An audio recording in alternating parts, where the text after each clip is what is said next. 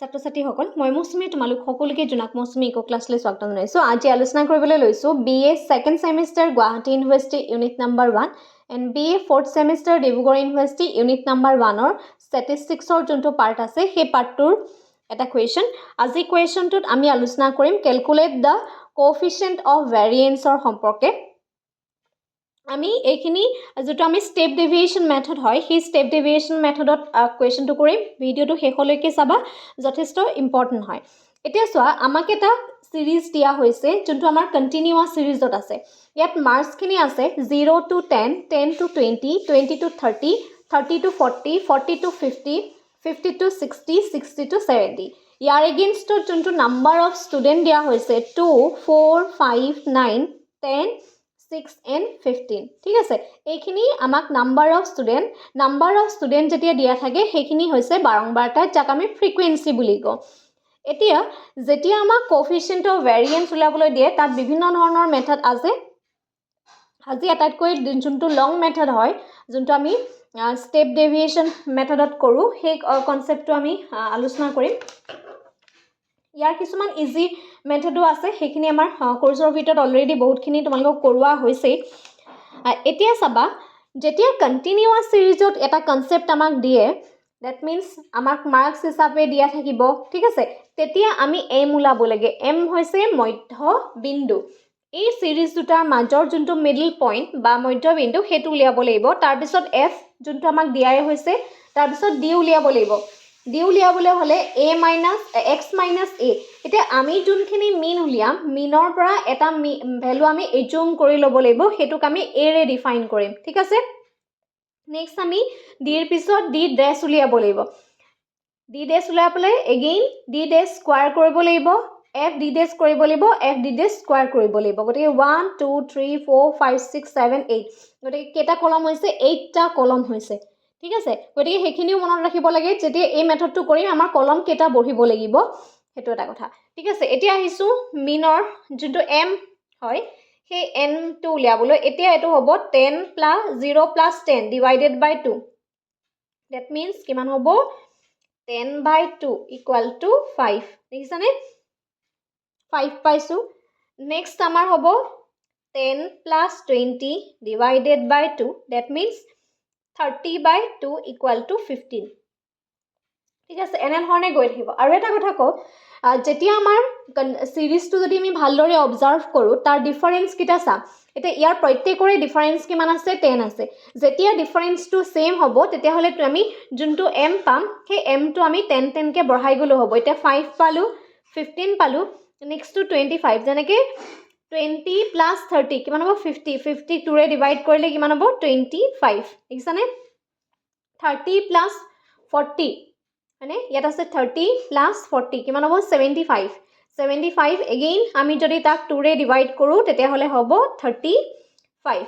Again 40 plus 50 90, 90ক 2ৰে divide কৰিলে হ'ব 45। Again 50 plus 60 110, 110ক 2ৰে divide কৰিলে হ'ব 55। এগেইন 60 প্লাছ 70 130, আৰু তাক 2ৰে ডিভাইড কৰিলে হ'ব 65। এনেকৈ উলিয়াইছোঁ। বা আমি এটা সিৰিজ ওলোৱাৰ পিছত তুমি এনেধৰণে কণ্টিনিউৱাছলি লৈ যাব পাৰা। এইখিনি কৰি নেদেখালেও হ'ব, ঠিক আছে। মই এইকাৰণে কৰি দেখাইছোঁ যে আমি ভেলুটোনো কেনেকৈ উলিয়াওঁ সেইটো কৰিবৰ কাৰণে। তাৰপিছত ফ্ৰিকুৱেঞ্চিখিনি অলৰেডি আমাক কুৱেশ্যনত যোনটো কুৱেশ্যন দিয়ে থাকিব, সেই কুৱেশ্যনত ফ্ৰিকুৱেঞ্চিখিনি আমাক দিয়াই থাকিব। তাৰপিছতে এতিয়া আমি কি কৰিব লাগিব? এই ভেলুখিনিৰ পৰা এক্স মাইনাছ এম কৰিব লাগিব। এতিয়া এক্স কোনখিনি? এই যে ভেলুখিনি দেখিছানে, সেই ভেলুখিনিক আমি এক্স বুলি যদি ধৰি লওঁ, তাৰপিছত আমি এটা ভেলু এজুম কৰি লৈছোঁ, ধৰি লৈছোঁ ইয়াত 35। এই ভেলুটোকে আমি এটা এজুম মিন হিচাপে ধৰি লৈছোঁ। X minus D, that means 5 minus 35। দেখিছানে? প্ৰত্যেকটো ভেলুৰ পৰা আমি মাইনাছ কৰিব লাগিব। কি হ'ব? মাইনাছ 30 হ'ব, ঠিক আছে।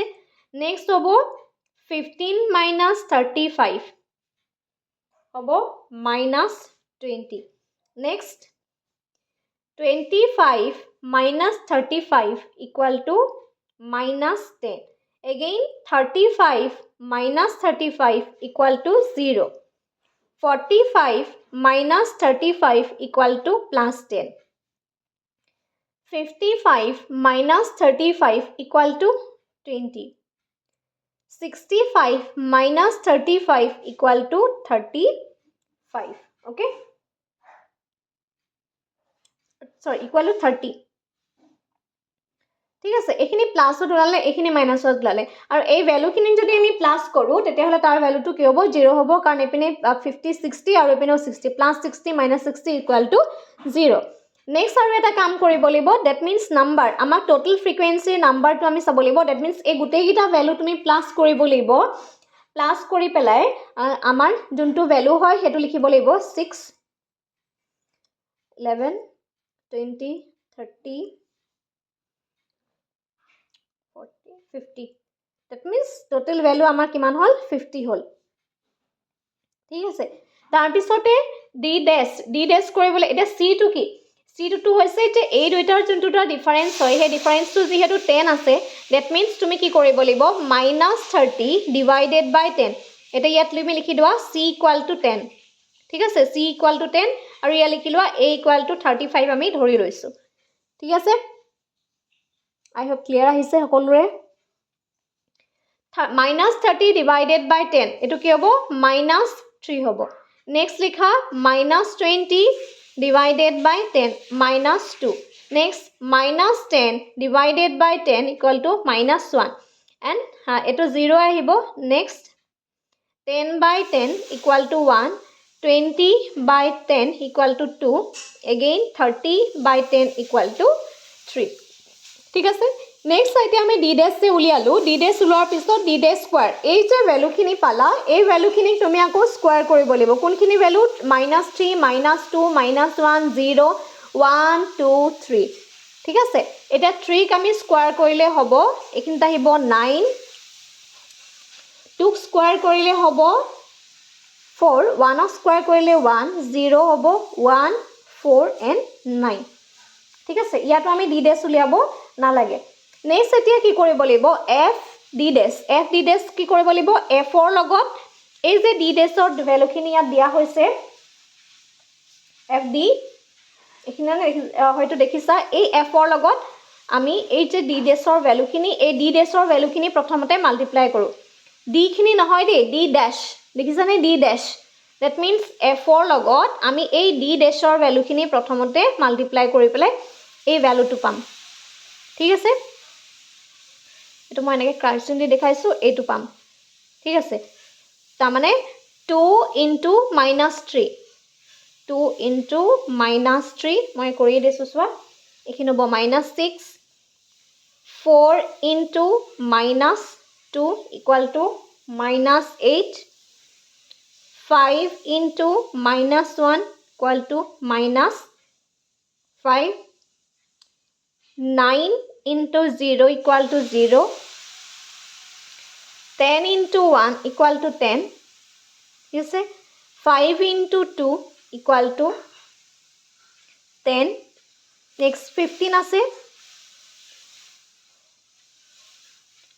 15 into plus 3 equal to 45 plus 45 এতিয়া এইখিনি তুমি কৰা summation f d dash এই যে f d dash খিনি পালো এইখিনিক আমি যোগ কৰিব লাগিব যোগ কৰিবলৈ যাওতে প্লাস খিনি প্লাসৰ ভাগে কৰা মাইনাস খিনি মাইনাসৰ ভাগে কৰা এপিনে হ'ব 65 60 -14 that means 46 হ'ব ঠিক আছে তাৰ পিছতে আহিলে f d dash square তাৰ মানে এই f টোৰ লগত again f টো এই f টোৰ লগত আমি কি কৰিব লাগিব এই d dash টো f টোৰ লগত এই d dash টো মাল্টিপ্লাই কৰি পেলাই আমি কি পাম এইটো পাম ঠিক আছে এই এৰগিটা মন কৰা পৰীক্ষা কৰি দিব নালাগে মই যেহেতু তোমালোকক দেখাই গৈছো সেই কাৰণে ইয়াত হৈছে এটা ইয়াৰ আছে 2 into 9 হ'ব 9 ক্ৰ হল d dash ৰ স্কয়াৰ পা লৈছো 2 into 9 18 হল আৰু ইয়াত মাইনাস খিনি নাথাকে আৰু কিয় নাথাকে কাৰণ এই গুটেইখিনি ভ্যালু আমাৰ প্লাসত আছে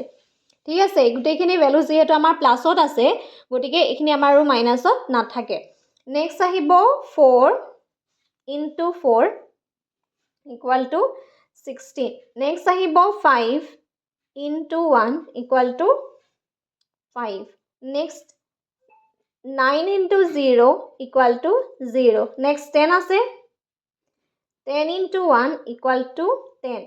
Next 5 আছে 5 into 4 equal to 20. Next 15 আছে কিসানে 15 into 9 equal to 135. 15 into 9 135.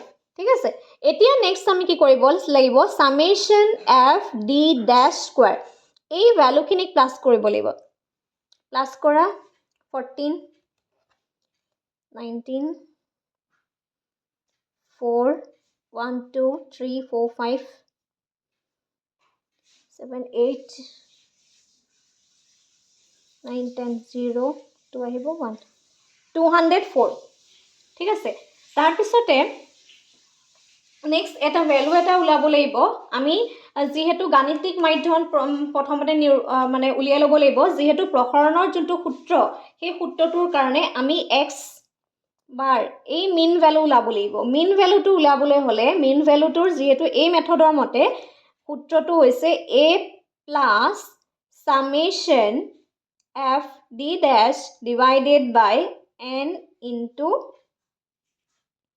c এতিয়া এজুম মিন হিচাপে আমি কিমান ধৰিছিলো 35 গতিকে এইখিনি লিখিব লাগিব 35 প্লাস দিয়া summation f d dash ইয়াৰ যোনটো ভ্যালু পাইছিলো হেতু পাইছিলো 46 divided by total number কিমান আসলে 50 আসলে আৰু into 10 10 টো লাগিব যেহেতু এটো আমি নাম্বাৰটো লৈছো ঠিক আছে এটো হ'ব তোমাৰ 35 plus 460 cancel যাব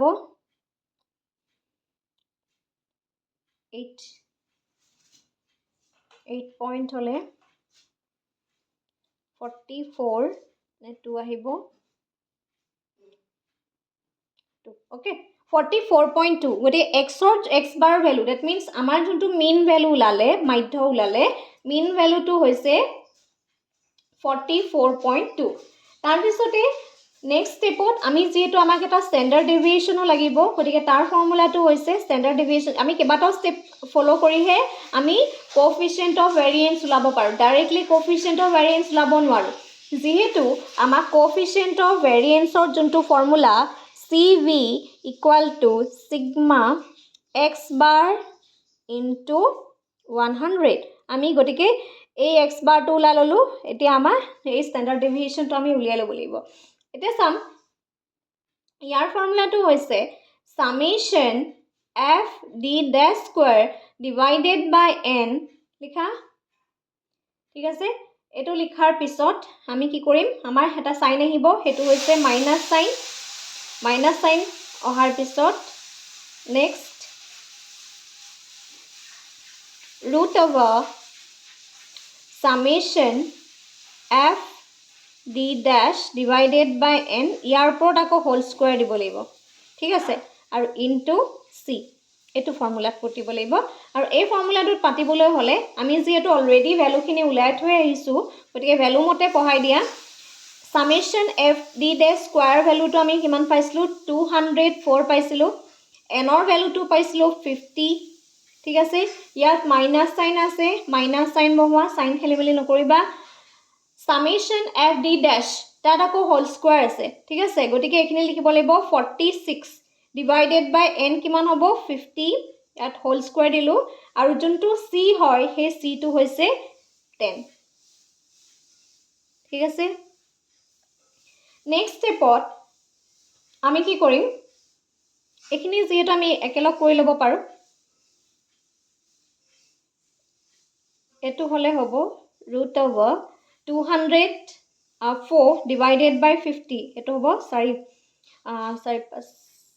20 4.08 4.08 minus again এটো root over দিয়া 46 divided by হেতু x square এটো হলে হ'ব প্ৰথমতে পইণ্ট আহিব 40 5 9 45 9 আহিব next 2 আহিব ঠিক আছে হোল স্কয়াৰ divided by 10 ঠিক আছে next stepত